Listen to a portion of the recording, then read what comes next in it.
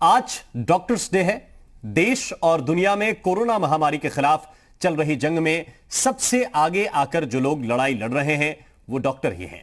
इसके अलावा स्वास्थ्य विभाग से जुड़े लोग भी इस लड़ाई में डॉक्टर्स के साथ कंधे से कंधा मिलाकर आगे बढ़ रहे हैं। ऐसे में डॉक्टर्स डे पर जी उत्तर प्रदेश उत्तराखंड उन तमाम लोगों को सैल्यूट करता है जो अपनी जान जोखिम में डालकर लोगों का इलाज कर रहे हैं और महामारी से लड़ने में अहम भूमिका निभा रहे हैं। डॉक्टर्स को धरती का भगवान भी कहा जाता है। हमारे साथ आज 3 खास मेहमान जुड़ रहे हैं। उनसे समझने की कोशिश करेंगे कि संकट के इस दौर में वो किस तरह से अपनी जिम्मेदारी निभा रहे हैं और कैसे वो तालमेल बना पा रहे हैं। और प्रधानमंत्री नरेंद्र मोदी ने भी वीडियो संदेश के जरिए डॉक्टर्स को सलाम किया, लेकिन उससे पहले हम मेहमानों का परिचय करा दें। जेएस चौहान साहब इस वक्त हमारे साथ हैं, सीएमडी हैं ऑपसर्च बायोटेक लिमिटेड के। बहुत बहुत स्वागत चौहान साहब आपका।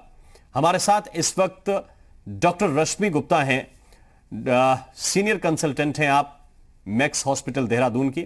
बहुत बहुत स्वागत आपका भी। और डॉक्टर आदित्य वर्मा जी इस वक्त हमारे साथ हैं, फाउंडर हैं प्रबुद्ध मेडिकल कॉलेज लखनऊ के। बहुत बहुत स्वागत है आपका। सबसे पहले हम चलते हैं जेएस चौहान साहब के पास।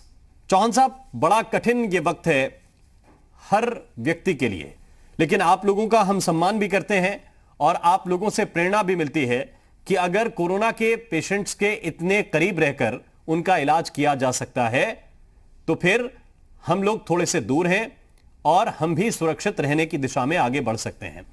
कितना चुनौतीपूर्ण आप इस मौजूदा परिस्थिति को मानते हैं, मेडिकल साइंस के लिहाज से भी और सोशल जो हमारा ताना बाना है उसके लिहाज से भी कितना चुनौतीपूर्ण यह वक्त है और इससे कैसे निपट रहे हैं आप लोग?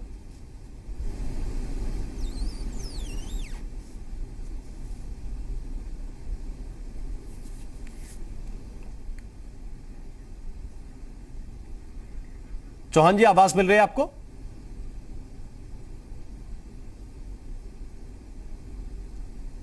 लगता है कि चौहान साहब तक आवाज नहीं पहुंच पा रही है।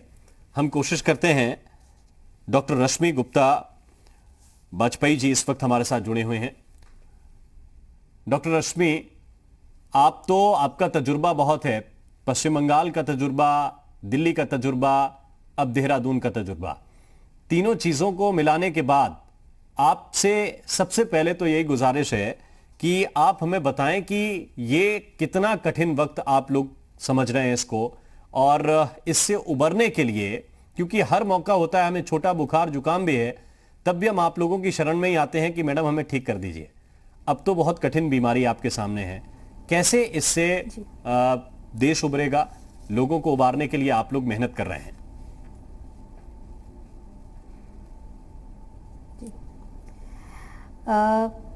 कोविड का जो वक्त है, ये समय जो है बहुत कठिन वक्त है। इस बीमारी से कोई इस वक्त ना वैक्सीन बनी है बचाव होने के लिए, ना ही कोई दवाई। इसलिए लोगों में बहुत भय भी है इसको लेकर। लेकिन इसका सबसे आसान तरीका और सबसे जो पॉसिबल तरीका है जो हम कर सकते हैं वो है, एक तो बचाव अपना और दूसरा है अपनी इम्यूनिटी बढ़ाना।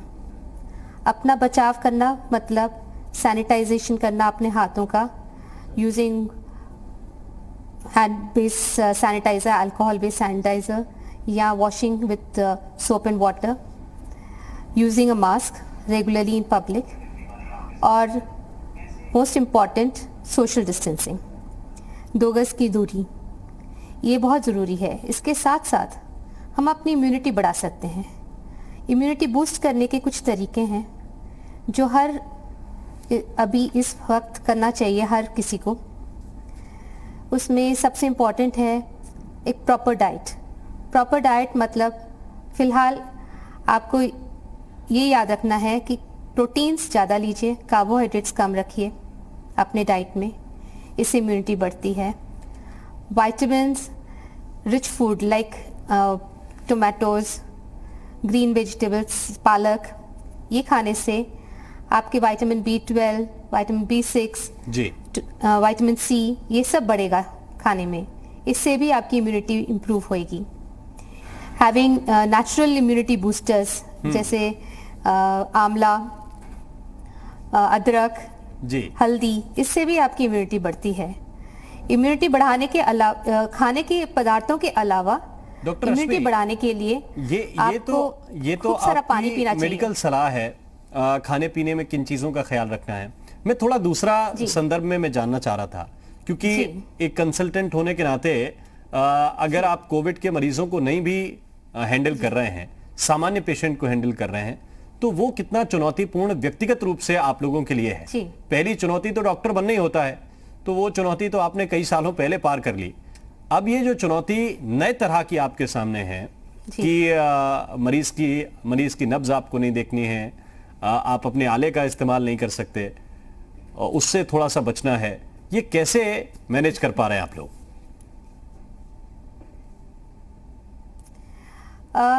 जो नॉन कोविड पेशेंट्स हैं या कोविड पेशेंट्स हैं, उनको हम अगर फिजिकली हमें एग्जामिन करना होता है तो हम अपना पर्सनल प्रोटेक्शन इक्विपमेंट पूरा इस्तेमाल करते हैं। Personal protection equipment, triple layered mask इस्तेमाल करके हम पेशेंट्स को एग्जामिन करते हैं। और इसके अलावा हमें अपने इन्वेस्टिगेटिव मेजर्स भी यूज़ करते हैं।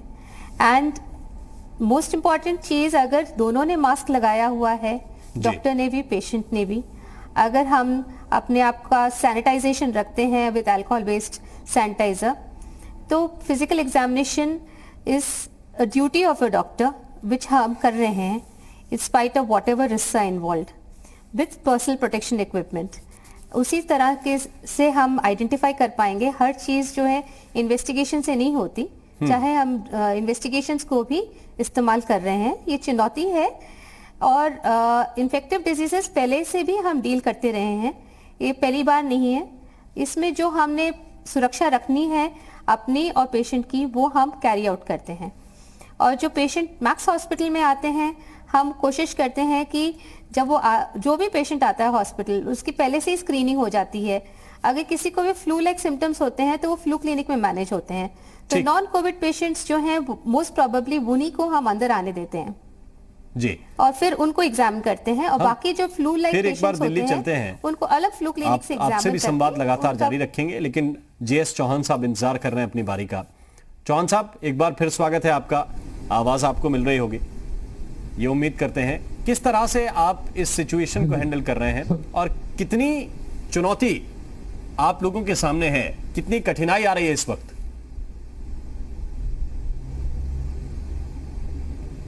सबसे पहले मैं नमस्कार सबको, और सबसे पहले मैं धन्यवाद देना चाहूँगा।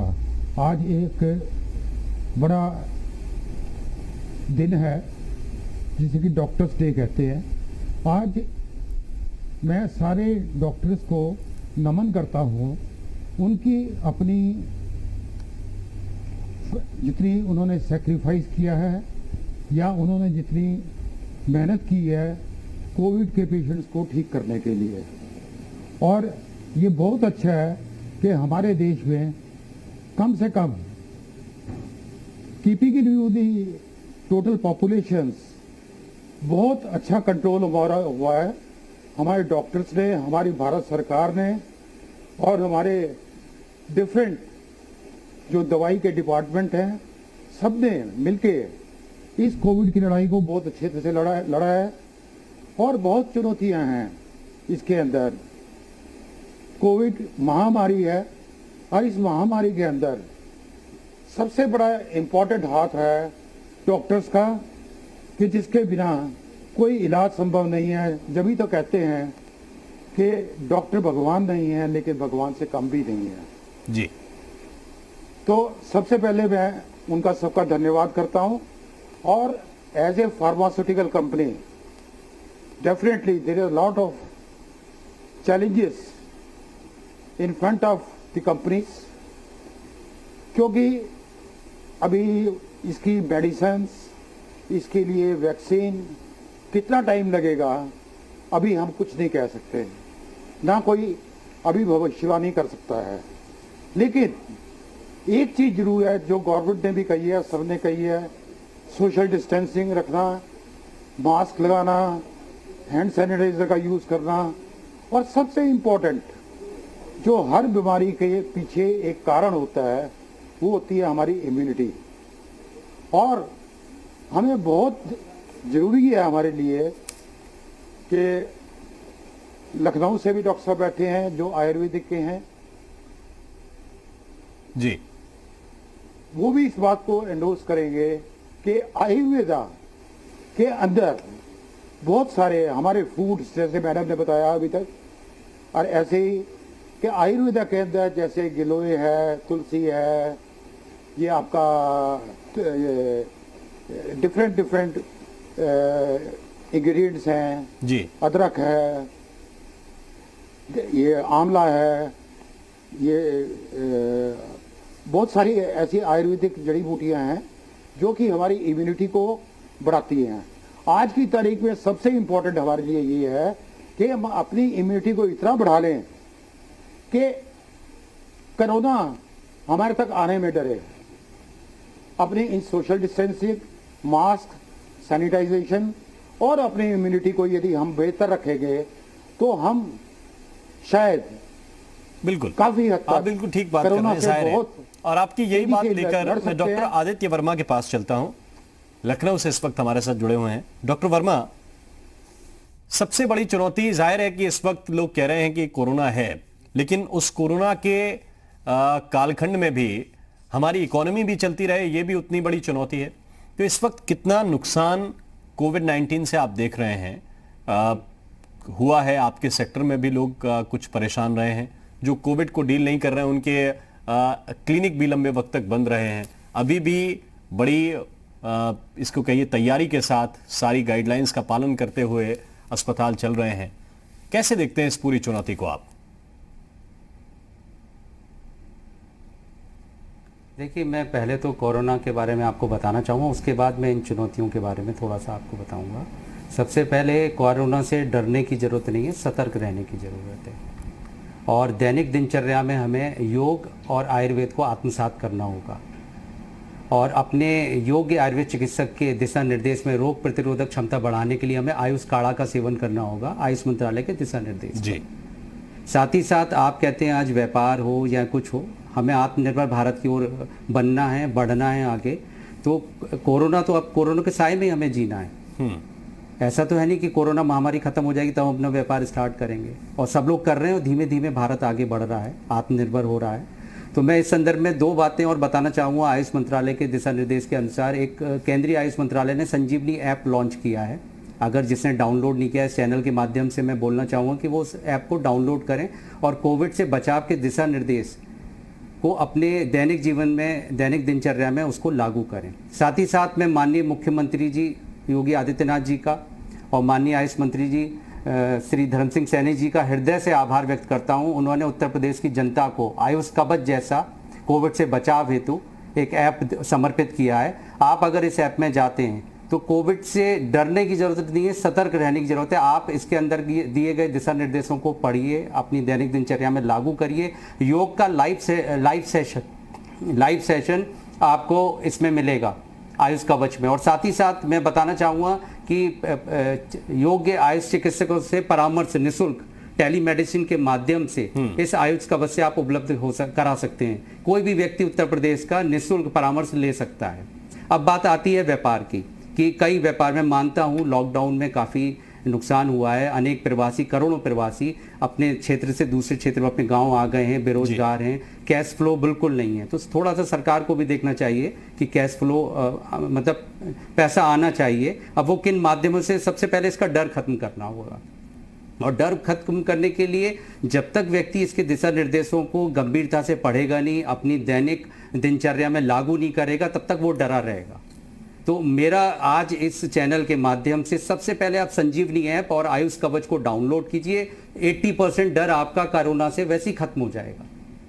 और जब वो डर खत्म हो जाएगा तो स्वाभाविक सी बात है, एक इंसान एक कॉन्फिडेंस आता है तो वो सारे दिशा निर्देशों का पालन करते हुए अपने व्यापार को आगे बढ़ाएगा और एक आत्मनिर्भर भारत की तरफ हम आगे बढ़ेंगे। बिल्कुल, आप ठीक कह रहे हैं। और साथ ही साथ आपके चैनल से मैं एक बात और कहना चाहूंगा साहब, आज डॉक्टर्स डे है और डॉक्टर्स डे पे हमारे अनेक चिकित्सक कोरोना संक्रमित मरीजों की सेवा बिना रुके बिना थके कर रहे हैं, और अनेक चिकित्सक हमारे संक्रमित भी हो रहे हैं और पुनः स्वस्थ होकर फिर से अपनी सेवाएं दे रहे हैं जी। और अनेक चिकित्सक कोरोना संक्रमित मरीजों की सेवा करते करते अपने प्राणों को न्यौछावर कर दिया है उन्होंने। ऐसे चिकित्सक जिन्होंने प्राण न्यौछावर कर दिए वो जिस जनपद के रहने वाले हैं, उस जनपद में जो भी सार्वजनिक स्थल है, जैसे कि पार्क हो, कम्युनिटी सेंटर हो, बिल्कुल, स्टेडियम हो या सरकारी चिकित्सालय हो, उनके नाम पर उस स्थल का नाम हो, तो आज ये जो डॉक्टर्स डे है, सच्चा सम्मान आज उन चिकित्सकों के लिए होगा। और मैं आप इस चैनल के माध्यम से शर्मा जी, मैं आपसे भी कहना चाहूंगा कि हमारी इस आवाज को आप सरकार तक पहुंचाएं। आपका बहुत अच्छा सुझाव है, और जाहिर बात है कि सरकार को, वॉरियर है, हमारे योद्धा हैं, और सरकार को सुनना चाहिए। अगर सरकार ना भी सुने तो जो स्थानीय लोग हैं वो इतने सक्षम होते हैं कि सरकार को सुनाने के कैपेबल हों। वो कम से कम बता सकते हैं कि ये हमारे फला क्लिनिक डॉक्टर थे, बहुत अच्छा इलाज करते थे, इस अस्पताल में इलाज देते थे और इनकी जिंदगी चली गई दूसरों की जिंदगी बचाते बचाते। तो जाहिर है उनके लिए एक बड़ा सम्मान ये हो सकता है। आपका बहुत अच्छा सुझाव है। मैं रश्मि जी की तरफ एक बार फिर से चलता हूं। रश्मि जी, ये सुझाव बहुत अच्छा है। डॉक्टर्स को सच्चा सम्मान आप किस रूप में दे सकते हैं, ये सबसे बड़ी बात है। सिर्फ आपने कहा कि सलाम है, सैल्यूट है, ये काफी नहीं होता। आप लोगों को जब कठिनाइयां आती हैं तो क्या वाकई लोग आपके साथ खड़े रहते हैं? ये क्या वाकई डॉक्टर्स के सामने इस वक्त एक चुनौती नहीं हो गई है? क्योंकि हम देखते हैं कि आए दिन हॉस्पिटल्स में कभी इक्का दुक्का तो केस खराब होते हैं, और अगर वही कुछ केस बिगड़ गए, उसमें डॉक्टर बिगाड़ता तो नहीं है, बनाने की कोशिश करते करते अगर कोई केस बिगड़ जाता है, तो क्या लोग आपके साथ खड़े रहते हैं?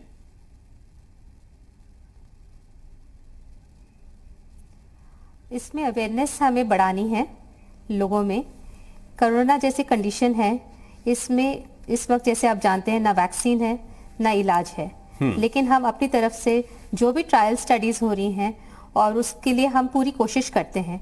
अपनी तरफ से हम सब कुछ करते हैं ताकि पेशेंट को हम ठीक कर सकें। डॉक्टर जो है उसकी एक ड्यूटी होती है और उसने एक ओथ लिया होता है कि उसने अपने अपने पेशेंट्स को ठीक करना है। कोई डॉक्टर अपने पेशेंट की जान नहीं लेना चाहता, उसका एक ही कर्तव्य होता है कि वो अपने पेशेंट का इलाज करे। अगर पेशेंट्स को हमें विश्वास रहेगा और हमारे साथ मिल के खड़े रहेंगे तो ये कार्य हमारे लिए और भी आसान हो जाएगा। हम कोशिश करते हैं उन्हें, ये एक दुखद समय होता है हर एक के लिए जो बीमार होता है, और इसलिए इमोशनल स्ट्रेस बहुत हाई होने के कारण लोग जो हैं डिस्ट्रेस में होने के कारण वो कई बार रिएक्ट कर जाते हैं। लेकिन ये एक समय है, अगर हम लोग उनके साथ उनको समझाते हैं तो मोस्ट टाइम्स पे पेशेंट समझ जाते हैं, रिलेटिव समझ जाते हैं। हाँ, कुछ वक्त होते हैं जब टेम्पर्स लूज हो जाते हैं एंड एग्रेसिव हो जाते हैं। अगर थोड़ी हमें सुरक्षा मिलती है इस चीज़ के लिए सरकार की तरफ से तो डॉक्टर्स बहुत ग्रेटफुल होंगे। लेकिन जो ड्यूटीज़ है डॉक्टर की टुवर्ड्स पेशेंट, उसके लिए कोई डॉक्टर कभी पीछे नहीं हटेगा। बिल्कुल, कभी पीछे न तो हटते हैं, न हटने का कभी प्रयास करते हैं। हमेशा ये मदद करने की कोशिश होती है कि किसी तरह अपने मरीज की जिंदगी को बचाया जा सके। अगर उसकी तबीयत खराब है तो उसे स्वस्थ किया जा सके। जेएस चौहान साहब, ये प्रश्न सबके सामने है इस वक्त कि एक ऐसी कम्युनिटी है डॉक्टर्स की जो हमेशा हर मर्ज की दवाई खोजने में लगी रहती है। अभी भी बहुत सारे डॉक्टर्स वैक्सीन खोजने में लगे हैं, हिंदुस्तान में भी लगे हैं। कैसा सपोर्ट सरकारी सिस्टम का होना चाहिए जिसके जरिए थोड़ा सा और सम्मान भी बढ़े और थोड़ा सा और आर्थिक रूप से भी संबल मिले डॉक्टर्स को?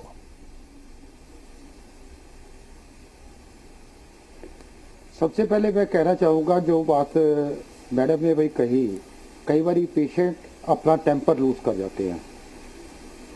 मैं यहाँ पर आम जनता से, आपके माध्यम से ये कहना चाहूँगा, हमने खुद सुना है, कई जगह देखा भी है कि जो डॉक्टर कहीं किराए पे रहते हैं या जो डॉक्टर किसी सोसाइटी में रहता है, मालिक मकान कहते हैं कि आप कोरोना का इलाज करते हो, आप घर खाली कर दो जी।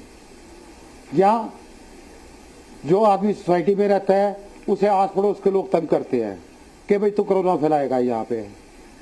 हमें कम से कम एक सभ्य समाज के होते हुए ये रखना चाहिए कि हम डॉक्टर्स को, ऐसा नहीं है जो ये नेगेटिव बात है इससे यही है, मैंने ऐसा भी देखा है कई सोसाइटियों में, कई कॉलोनियों में कि लोगों ने फूलों की वर्षा की है उनके ऊपर जी, और उनका सम्मान भी बढ़ाया है। हर तरह की दुनिया है। गवर्नमेंट हमारी पूरी सपोर्ट कर रही है। गवर्नमेंट ने एक स्पेशल एक्ट ला के डॉक्टरों की सुरक्षा के लिए कानून बनाया है। हमारा ISMR, ICMR पूरा इसको देख रहा है और ये श्योर कर रहा है कि जो हेल्प किसी को चाहिए वो मिले। हमारे drug control general of India, हमारी फार्मास्यूटिकल एसोसिएशंस और जितने भी रिसर्च एंड डेवलपमेंट सेंटर हैं हमारे, सब इस काम में लगे हैं कि कितनी जल्दी से जल्दी हम लोग कोई अच्छी दवा या इसकी वैक्सीन को डेवलप कर पाएं। उसके लिए गवर्नमेंट का मैं बहुत बहुत धन्यवाद करता हूं कि उनकी पूरी सपोर्ट धन मन तन से हर मिनिस्टर, हर IAS ऑफिसर, जितने भी डिपार्टमेंट के लोग हैं पूरी अपनी मेहनत कर रहे हैं दिन रात। मैं इस लाइन में हूं, मैं जानता हूं कि चाहे डिपार्टमेंट ऑफ फार्मा का सेक्रेटरी हो। अब डॉक्टर आदित्य वर्मा जी, ये सवाल मैं आपके सामने भी रखता हूं, कुछ और सपोर्ट की आवश्यकता है सरकारी तंत्र से, क्योंकि आपने भी इस कोरोना के काल में जो आयुष काढ़ा है, जो इम्यूनिटी बूस्टर है एक तरह से, उसको निशुल्क जन जन तक पहुंचाने का काम किया है। आपकी संस्था ने काम किया है, आपके मेडिकल कॉलेज से जुड़े हुए लोगों ने काम किया है। अभी इस माहौल में क्या और सपोर्ट आपको चाहिए समाज से, क्या और सपोर्ट चाहिए गवर्नमेंट से? देखिए, गवर्नमेंट अपना जितना कर सकती है उतना कर रही है, लेकिन यहाँ अभी भी देखिए जब संक्रमण बढ़ रहा है तो मैं देखता हूँ जब रोड पे जाते हैं तो कई लोग मास्क का प्रयोग नहीं करते पब्लिक प्लेस पर। तो कहीं ना कहीं अभी भी जो हमारा जनमानस है गंभीर नहीं है। जब लॉकडाउन था तो वो ज़्यादा गंभीर थे, आज जब लॉकडाउन ख़त्म हो गया, अनलॉक 2 में आ गए, तो वो उनकी गंभीरता काफ़ी कम दिखाई दे रही है।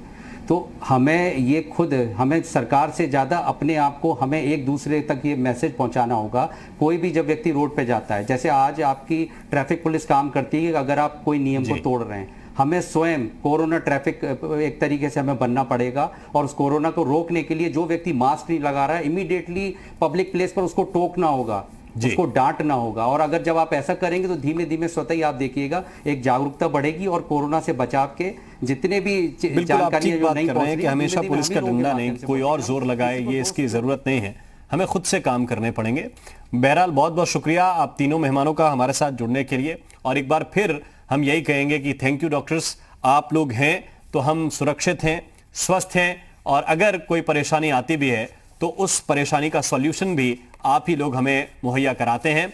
आप लोगों का बहुत बहुत शुक्रिया, बहुत बहुत धन्यवाद इस चर्चा में जुड़ने के लिए। इस खास पेशकश में अभी के लिए बस इतना ही। नमस्कार।